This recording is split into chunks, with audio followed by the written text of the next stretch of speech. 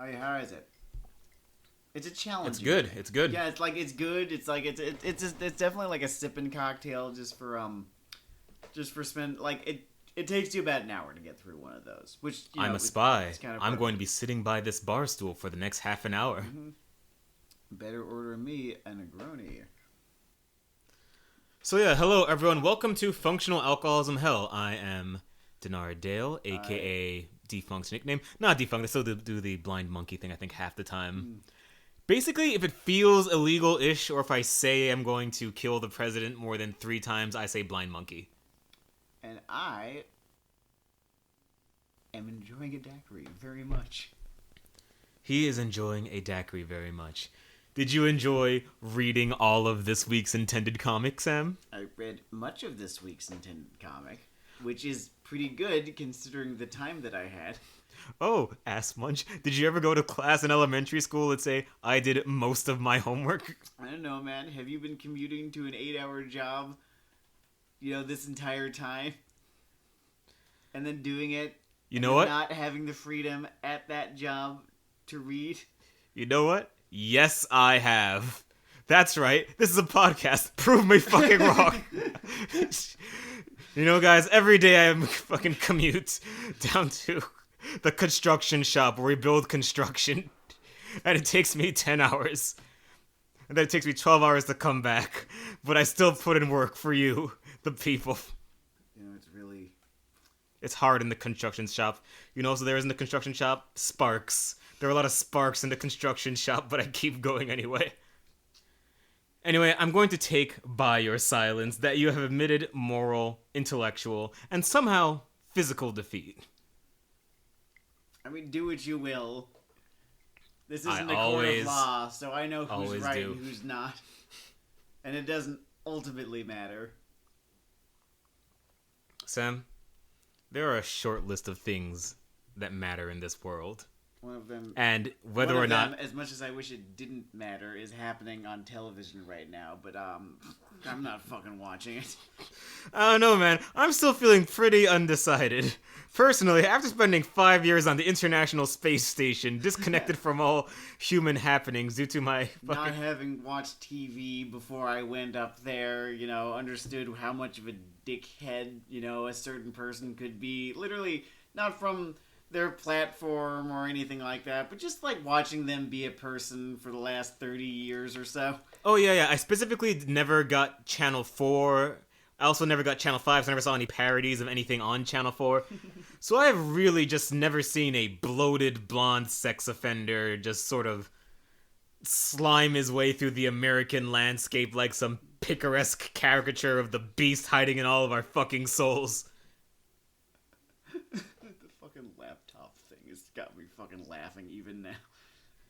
Like, since I fucking read about it. Fucking magically delicious. We need another Comey thing. Think, damn it, think. Okay, Rudy.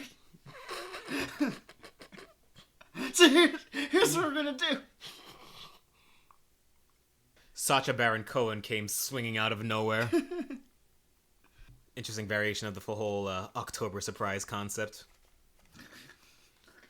But there is more. October surprise, singular. Such in the way that, chef's surprise. A singular October surprise. Such limited thinking. Oh, man. But there's more going on in my life than political shitposting. I did not get hit with a car in the last 2 weeks. So there you go. There I go. Yeah. What more could a person ask for in this crazy world? I mean, I could get hit by a car driven by a wealthy person. That is acceptable. We are in a relatively litigious. You need to be a wealthy, responsible person who does not drive away. Oh, true. I'd probably just get a Tom and Daisy there, huh? There's a good chance, yeah. There's a lot that goes on in that book. That hit and run just sort of gets cut out of all the summaries. It's kind of weird. I have to tell you. I do like being told. Remember when they just kind of fucking buy a puppy? Just like it were nothing. I mean, I guess that very much feeds into, what he's talking about, with all, like, the fucking nouveau riche of Yeah, just the do what they want, when they like, want, oh, how yeah, they want. Sure, a fucking puppy. Hey, here's a life. Okay, yeah.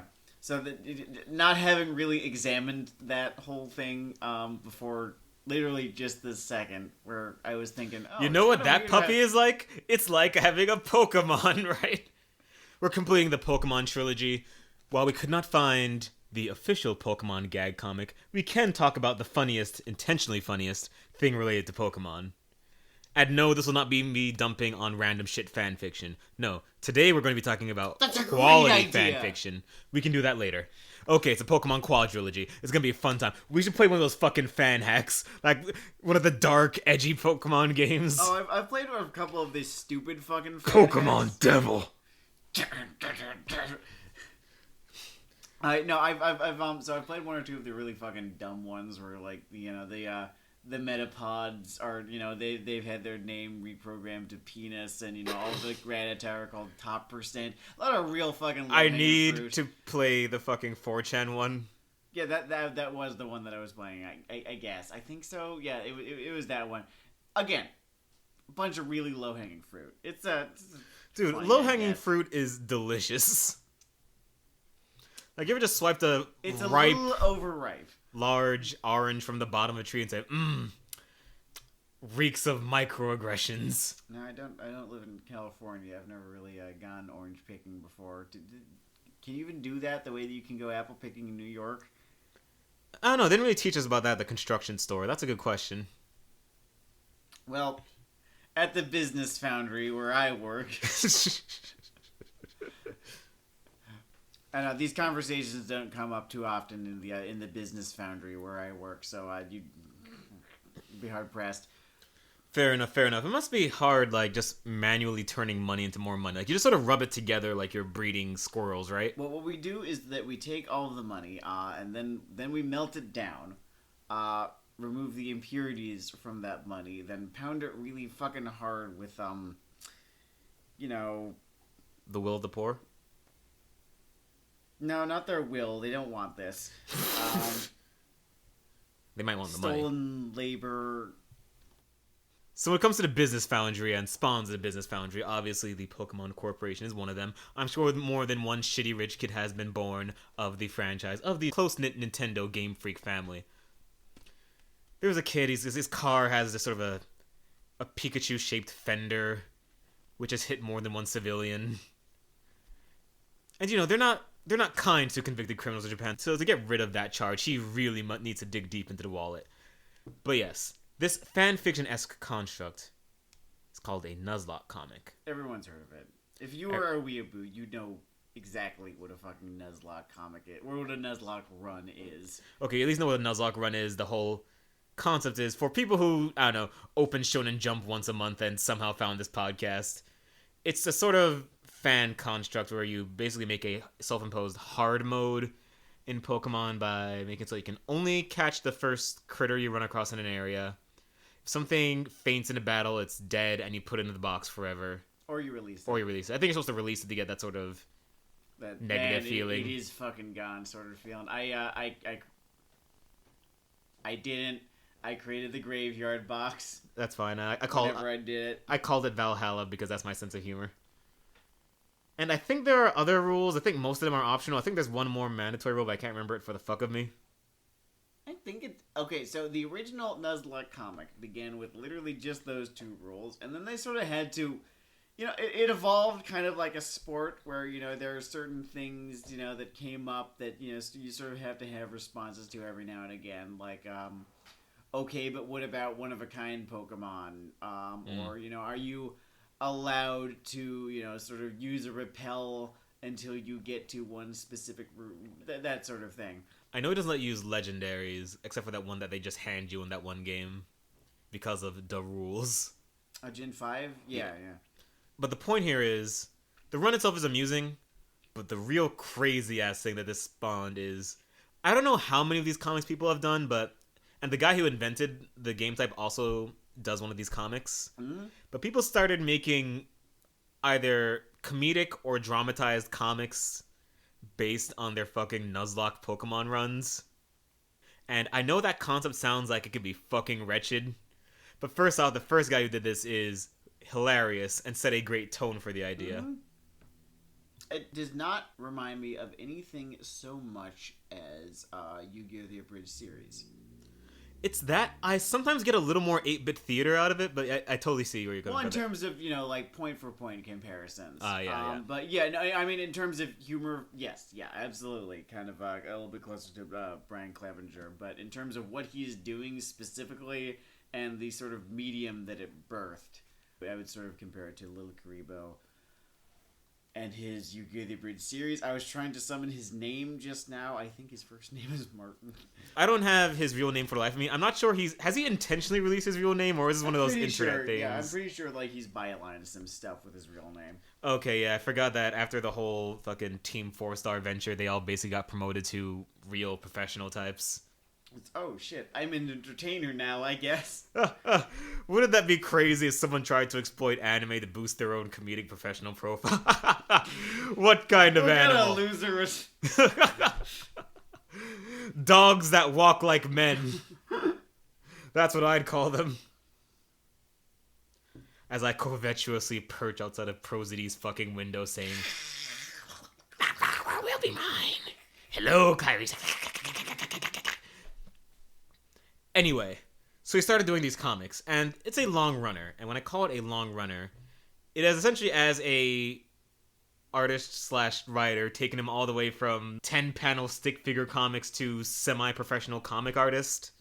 Yeah, I guess. I hesitate to call things long runner when there's so much time between updates. Like that, it feels like cheating to call it that. Yeah, it has been going on for the better part of 10 years. However, I think there's only 52 strips or so. Brutal. Is the Venture Brothers a long-running show in your system? It's got... had 7 seasons, so yes, it does actually count. If it wasn't for how licensing songs work, I would really take that song from fucking Iron-Blooded Orphans, like the Orphans, Nami Da thing, and just use it for little sad threnodies like that, like the Venture Brothers being gone. I can't... Or the executive branch existing. I can't fucking... I looked it up. This was news that I discovered, I think while I was at work. I was just kind of just on a quick break, and there was just an audible "No!" when I heard the news about the Venture Brothers. I had a sort of Alderaan kind of thing with it. Oh, what, you just needed to sit down? As if I heard 1,000 voices scream out at once. Yeah, it was kind of wild. Super mad. But Nuzlocke is still technically running. It's not running, it's walking. It's crawling even. Sam is a little disgruntled about the pace. Update speed for any fucking thing. I mean, at least actually, I haven't checked in a while, so I don't even know if the Paranatural guy is actually releasing anything. I think he's still doing that arc with the new kid, but I think strips are coming out. Yeah. But what's important is if you want someone sort of Bender is grading his way through that narrative, but the comedy has the backdrop of just these random real character deaths, and he's slowly becoming Judas in his mind. The whole Nuzlocke Comics things is great. Also, that guy fucking loves Lost. Oh yeah, he's a fan. I mean, it's what I liked about reading the original Nuzlocke comic is that you can tell what he's been watching lately. Yeah. Like the Fire Red arc was just full to the brim of Dark Knight references. Like specifically the Dark Knight, because I mean, who didn't love it? This is a good SF. And it was just like whenever he fucking encountered, Gary Oak, it was just fucking bits from that movie.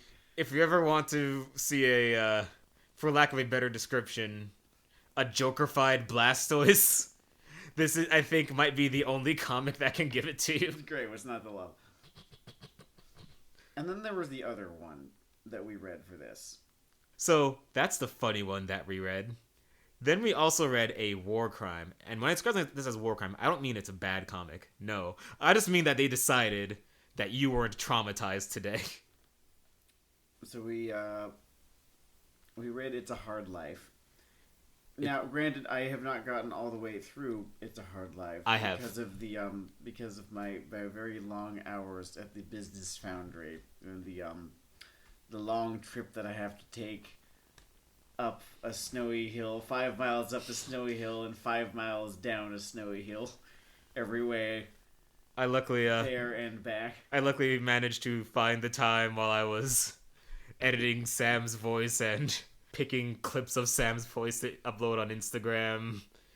God, preparing a Dungeons and Dragons campaign. That sounds like fucking torture. My voice is the most annoying one of which I know.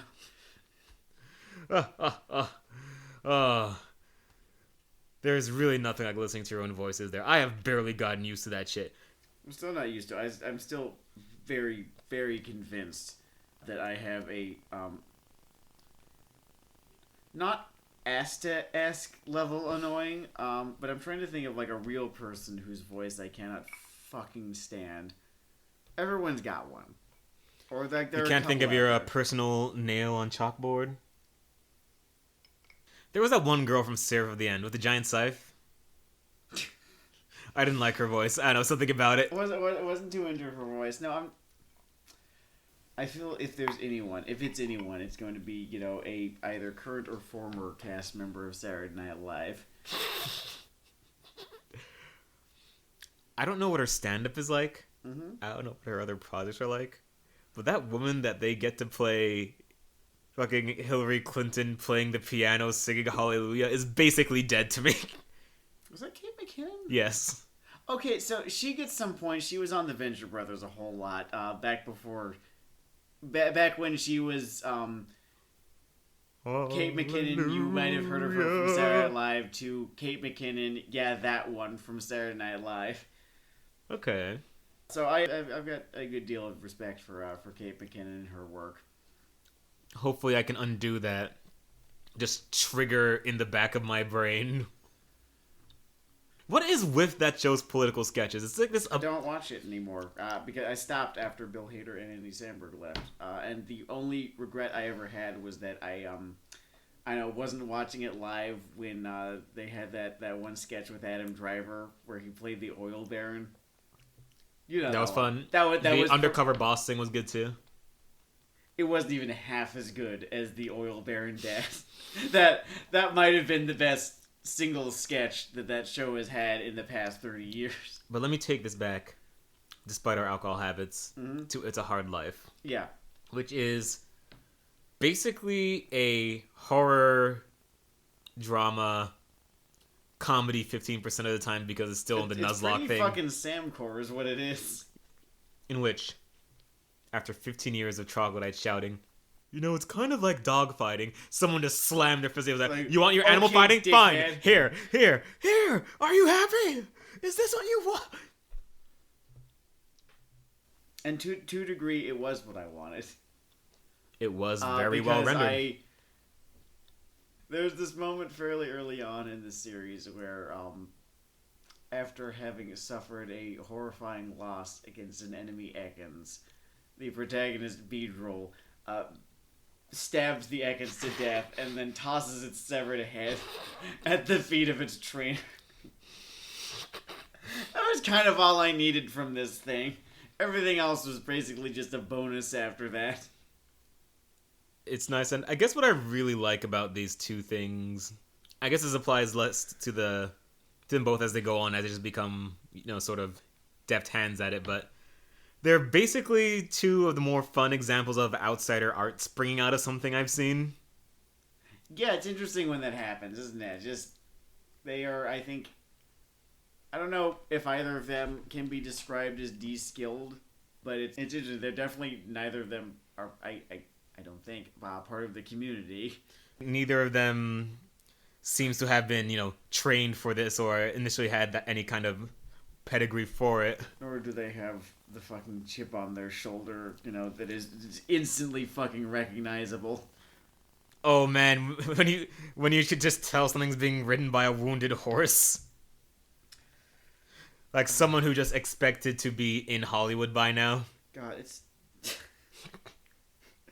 Well, no, less that, more just the art major chip on the shoulder that I having gone to a pretty artsy fartsy school myself, I'm very very good at picking out, and I'm pretty sure that neither the author of the original Nuzlocke nor the author of It's a Hard Life ever went to art school. They don't quite have that. Do you see my vision? It's less that. They don't have that wound presence that all fucking art majors do. And if you are an art major, you know what I'm talking about. And we deeply appreciate you as a survivor and viewer. Please don't leave us. It's listener. Why do we always say viewer? I do it too. Because it was beaten into our fucking brains by 20 years of exclusive TV consumption. Oh my god, I was watching so much TV when I was 16 years old. Do you know what we are at this fucking age? We are like dogs trained to dig up landmines that they don't make anymore. It's true. I remember a good deal of my persona just as a young adult was based on Dr. Cox from Scrubs. Yeah, I had to fucking write it out of myself. I had to deprogram myself from all of the TV that I watched. What do the numbers mean, Sam? And it took a long time. Like, I think I've just in the past couple of years fully gotten over, my belief that I should be like a television character. That's what people like. That's what people will find interesting. I'm glad you've explored new grounds. It's actually more of an albino black sheep guy. No, it wasn't. They sucked. But does not stolen content glitter the same way? No, it doesn't. Not at all. Not there's even something weirdly fucked about stealing a Flash movie. Like something that just some fuck slaved away on in a basement between shifts for no pay. He was never going to see a fucking dime from it. Probably not. Like, not in those days. It's hard to. I mean, I can glean a motive. I mean, obviously it's profit or intention, but it's. Well, for I guess the owners of the site, there's monetization. For the people on the site, I don't know. Some people just want to see creativity burn. Interesting point of comparison between these two comics, other than the fact that one of them trades in references and sort of fly-by punchlines, and the other one has a Beedrill decapitated Ekans. That's fucking sick, bro. Nuzlocke, which is sort of the archetypical Nuzlocke comic, I guess, so it makes sense that maybe it just takes a more straight line initially. Dedicates itself to sort of just hardline following the plot of the game of just the personality of the people changed. Mm-hmm. Like just the sort of lines people say or their reactions. It's very much a comic form of like... I hope you enjoy your blood, banana fucko. I'm going to pay for that in time. I have to edit this fucking peeling bullshit out or leave it in and quietly hate you and myself. I was hungry. We don't have 2 tracks right now. Anyway, the other comic, by fucking contrast, sort of takes the loose outline and goes to Crazy Town. She is basically a... Do you remember those fucking psychic kids from Elfenlied? Diaclonius? Yeah, she's basically just this wounded, angry animal who's... I mean, it's not about human engineering or anything, but basically one of those fucking angry bottle baby characters just wandering around spreading destruction in her wake. Man, Elfenlied was... I feel like there was never... No one who watched that show was ever introduced to it in a way other than their friend being like, Bro, I got the most fucked up shit you gotta see. Dude, Elfenlied, I know exactly what you mean. Elfenlied is Spawn for weebs. It is just married to a specific point in time. It is one of the peaks of human edge output. I have a sneaking regard for it. I'm not just saying it's bad. It just definitely fills the Spawn cultural niche for its... Oh, no, absolutely. And again, being the connoisseur of Edge that I am, I hate bad Edge just as much as I love good Edge. But I don't know that Elfenlied is Elven Lied, whatever. I don't know that it's good edge or bad. I just have the really fucking hard time like getting a fucking. It's on the edge between good edge and bad edge. Well, it's definitely not forgettable. Yeah, I do remember her walking naked down a hallway, tearing people apart with ghost hands. That's the thing. Here's the thing: if it was a forgettable series, that would have happened anyway, and we wouldn't be talking about it right now, because forgettable series usually are neither good nor bad, or if they are bad, it's not in a interesting way. But this is true, Tovarich. But I still can't decide if I like that show or not. Shit, we might have to revisit it. We might be just as confused afterwards. Good bet. Yeah, it might be a thing that we need to watch. I know that family she settles in with, or couple, or whatever the fuck, are going to annoy the piss out of me again. Yeah, they kind of sucked. It's not necessarily exclusively their fault. I think it's just a character archetype I never got behind. Like, hey, so we're not part of the plot, and we're not that interesting. We're just gonna be here because we sort of, as writers, assume that you're boring. So here's some more. Here's some boring people for you to relate to. Here's a boring person right here. Instead of this conflicted person who, I don't know, maybe if you're cool, you project yourself onto them, but I don't know. But we know you're not. Here's boring cockalicious. Anyway, the point is, it starts with this 10-year-old kid named Robin, who normally wide-eyed implies a kind of innocence. She's more wide terror-eyed. Just constantly throughout this thing. Deer in the headlights. Deer in the headlights is a thing.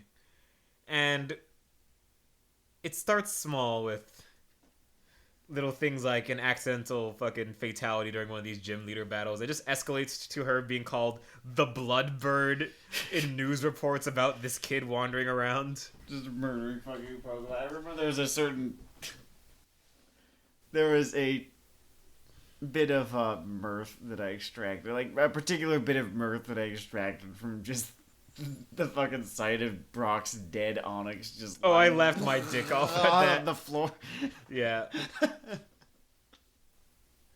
That was I got something out of that. I think what kind of grounds both the comedic bits and the horror bits in this. Well, it just sort of follows the assumption that if you die or if your Pokemon faints, then it's dead, and it follows that to its logical conclusion, which is, so this is the case for everyone's Pokemon, right? Yeah, so they never really touch on that in the original Nuzlocke comic. Yeah, the original Nuzlocke just plays it as his guys getting ganged. In this one, oh no. It's a very much a 1-0 wrong with me, 2-0 wrong with me, 3-0 wrong with me, floor, etc. situation.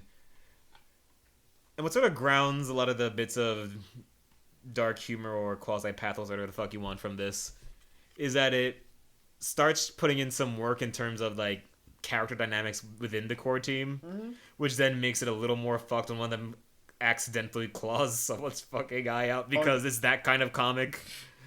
Or just Regina the rat being like, someone could be killed. And then it's her. Oh, it makes me smile. Man. It's definitely, more the iron-blooded orphans to the originals, Gundam Wing? Not too many people die in Gundam Wing, I realize. If you're comparing levels of positivity, it'll make the original fucking Nuzlocke comic G Gundam compared to this fucker. Loss is suffered in Loss is suffered. But it's always kind of winking at you whenever it does happen. It is always somewhat funny, and when you scream no, it's like with like just a dash or two of irony. Yeah, it's like if you were cutting Wilhelm screens behind each of these fucking deaths. Whereas, over in Iron-Blooded Hard Life, Mad World, the piano just starts keying in as a Sandshrews fucking substitute mother Beedrill gets ganked by I don't even remember what.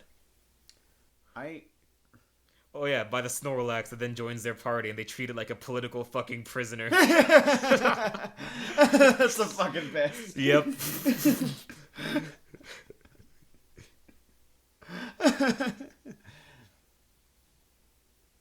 You look like you have a deep thought, Tovarich. One day I will learn what that is a reference to. Command and Conquer. It means comrade. They said it all the time. Cool. Didn't play too many strategy games before I turned 23. That is when I started playing Civ 5, which is the only strategy game that I have ever played, I'm pretty sure. I think you could get by an entire legit hardcore gamer career only playing Civilization 5. I call it the Skyrim of strategy games. Oh god, no, this is like the second time we've gone on a tangent about Civ 5. It is a deep black hole. I don't know. Maybe we can squeeze an episode. We can figure out a way to make like a weeb-themed run of it or something. I do have a brief, actually, tangent. It's related to Japan, at least. Like a Nobunaga run or something? We have to get closer. We have to try harder. That said, I did do a Nobunaga run in Civ fucking 5. We've done this. No. This particular story that you're about to tell is present on that earlier bit about Civ 5. Oh my god. I just realized you were about to talk about the resource poor island, right? Yep. Yeah, no, like that's been it's not just been a story you've told before, it's a story you've told on this podcast before. Okay, everyone, welcome to Eternal Recurrence Hell, and my name really is hell. My name is Adnar Dale, and we're going to be going through our top 5 anime of the 2010s. Right after we talk about this really funny show that we watched called Handshakers. Oh man, Handshakers! What a fucking train wreck! What a modern classic! Can we revisit Handshakers? Would you die? You would like whatever. It's entertainly terrible. There's a sequel. Yeah, I know there's a sequel, and apparently it's somehow worse. What? How? That's what I've heard. Does his hand grow a dick? I don't know. It's not like a ubiquitous thing. It's just at least one source I've conferred with calls it worse. I don't know if the atmosphere can survive that. I think global warming is going to occur more quickly because there's a worse Handshakers sequel. That is an ecological fucking disaster. There are quite a few anime out there that are. Now, since we're talking about Nuzlocke this episode, I actually have a personal Nuzlocke story. You know, allegedly. Allegedly talking about this episode. I had one conversation on 4chan, because this is how I spent my youth. I think it's pretty obvious. Mm-hmm. Half of the comedic internet is basically just a diaspora of 4chan. The other half is something awful. Yeah, I was about to... Honestly, to use a really fucking obtuse history reference, 4chan is the Carthage to something awful's Phoenicia. Fair enough. But yeah, do go on. I was on CO, and I used to do... they used to call it strip slaying, I think was a slang term, but basically you would edit terrible sort of Cape comic events. Mm-hmm. And I did it for Injustice for All. And he actually commented on one of my Injustice for All threads saying that my bullshit motivated him to finish his bullshit with Ma Phoenix. Well, not that hard, because it's not finished. He finished Ma Phoenix. Ma Phoenix. Yeah, okay. So, if you want to know who the genius who inspired Nuzlocke's modern success is, it is Denard. Opening quote, Blind Monkey. Closing quote, Dale. And I take full credit for anything good that ever happens in his life going forward. And I want you to know, you owe me. And at WrestleMania, I'm gonna show the world what happens when it forgets me. And let's see. I like the Siege Reloaded. That was my favorite one. Siege Reloaded was a good time. I think it peaked with the concept of Plan Blood Drowning. For those of you not in the nizzy know of the Denard Dale Expanded Universe, Siege was a Marvel Comics event, very related to Pokemon, very related to anime. And the concept was that Norman Osborn runs the equivalent of S.H.I.E.L.D., and he is using it to invade Asgard, which, yes, is Norse heaven. It's still Asgard. And people have gotten really fond of destroying it in recent years. They really have. And I guess Norman tried it first and sort of did it first. He sort of dicked his way into it. Wait, no, hold on. Did that happen before Reed Richards did? Yeah. Okay. Now, the real important thing here is that I photoshopped Oh yeah, Reed it. Richards destroyed Asgard once. Also that happened. Just, fun fact. But I photoshopped all the dialogue, all this, put in my nonsense, and it was great. It was minorly internet famous. I couldn't leverage that into this, and I will always stare across the chasm. But hold on, I just heard a little tumbling down thing in the background. No, we do what we can. I do what I can.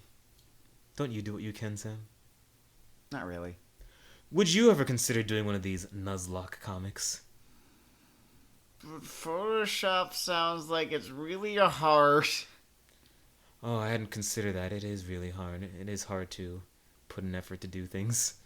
I don't know. I could probably come up with a script for it and then just kind of like shove it in Morgan and have them do it. Yeah, you'll get that one done before 2024. It could happen. We'll see chaos theory. You'll see if they have time between that commissions the comic you already have them making. Which, like, I think the soft goal is we'll get it started by the time we're 30, and I quote both of us. Brutal. But that's coming up. So you know what? You're going to be seeing that in a year and a half. That's right, everyone. This entire episode exists as a plug for the Pulse of the... Nope. That's only the working title. We don't have an actual title yet. As a plug for Name Indetermined, making this ad worthless. It'll happen. I believe in you. I mean, the lockdown just like was how... just great for me because I managed to fucking write an entire arc of it. Oh my god. I love being lead lockdown profiteer. I'm not going to say that I want it back, but I wanted more time. I only had 3 months. I wanted 6. Those 3 months, I lost like 15 pounds. Me too. I don't understand how people like gained weight. I was just... I couldn't go out to eat. And I don't believe in deliver... Oh, okay, so that's how. Cool. I guess everyone else was just making prison fitness jokes and they do not live by the sword. See, I wasn't doing prison fitness anything. I just was sitting around and playing video games, except I wasn't also eating.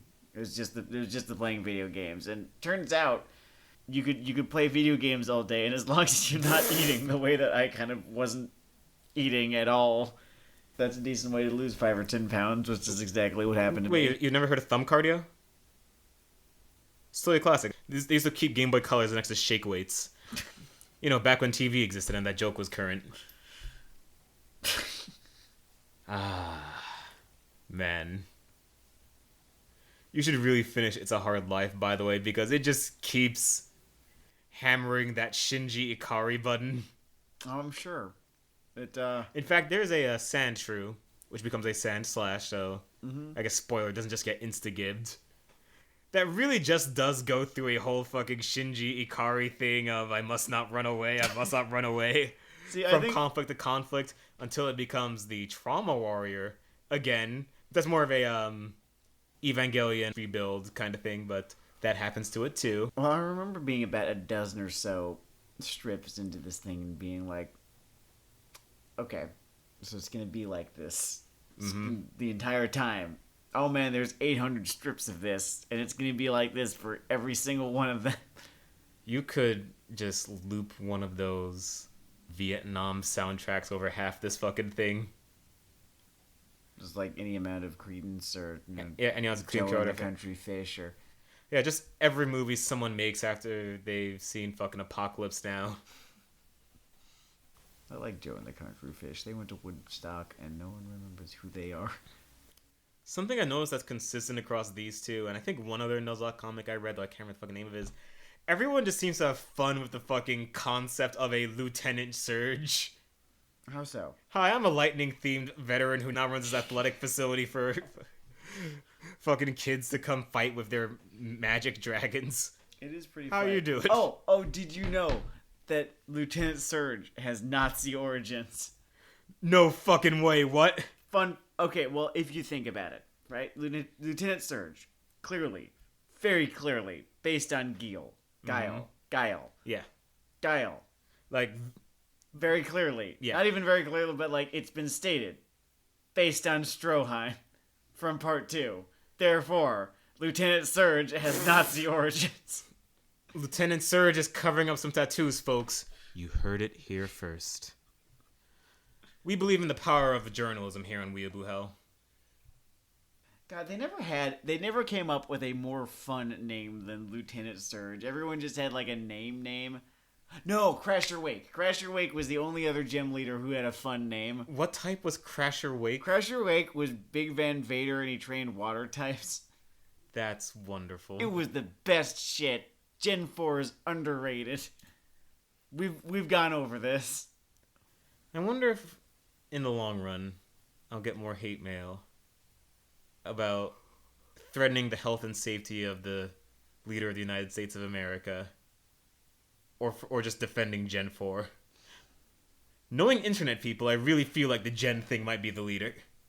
Could be. I just think it was good, and that the music from it was good, and that the character designs for all of the, named characters were good, and that Sinnoh was an interesting continent, and yes, there were a couple of way the fuck too long routes early on in the game, I know, and that Bidoof kind of sucks, yes, but if you can get past a couple of those things, I think it was a very worthwhile gen.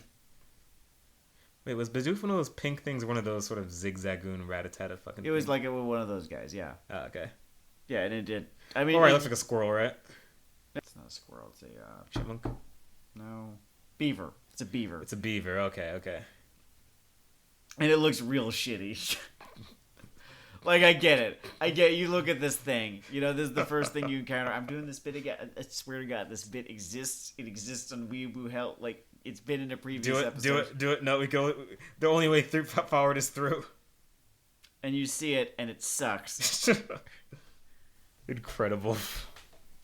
Gen 4 was also the generation where the various cries that these Pokemon have ended up being real funny sometimes.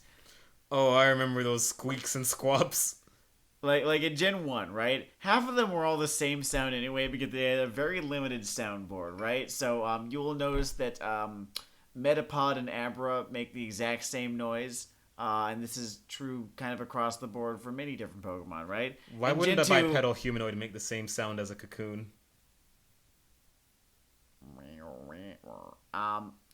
Because again, they have They sound like a wall pedal? Okay, the whole game sounded like a wall pedal. Yeah, the limited resources that they were dealing with. Remember, Pokemon Red and Blue. Pokemon was not Pokemon yet. It was, kind of a weird crossover between The Legend of Zelda and Final Fantasy. Then in Gen 2, the Pokemon cries sounded, more idiosyncratic. And same goes in Gen 3. And then Gen 4... the 64-bit or whatever the fuck technology got to it was more than 64-bit at that point, I'm pretty sure. It got to the point, though I could be wrong, it got to the point where they could have things sound like anything they wanted to have them sound. They had a lot more Gigazorps to work with. And so, you had a couple of just now very well-remembered Pokemon sounds, like a Starly's, like tweet, tweet, tweet, tweet, tweet, or the fucking Cricketune. You know Cricketune, right? I got nothing. And it's fucking great.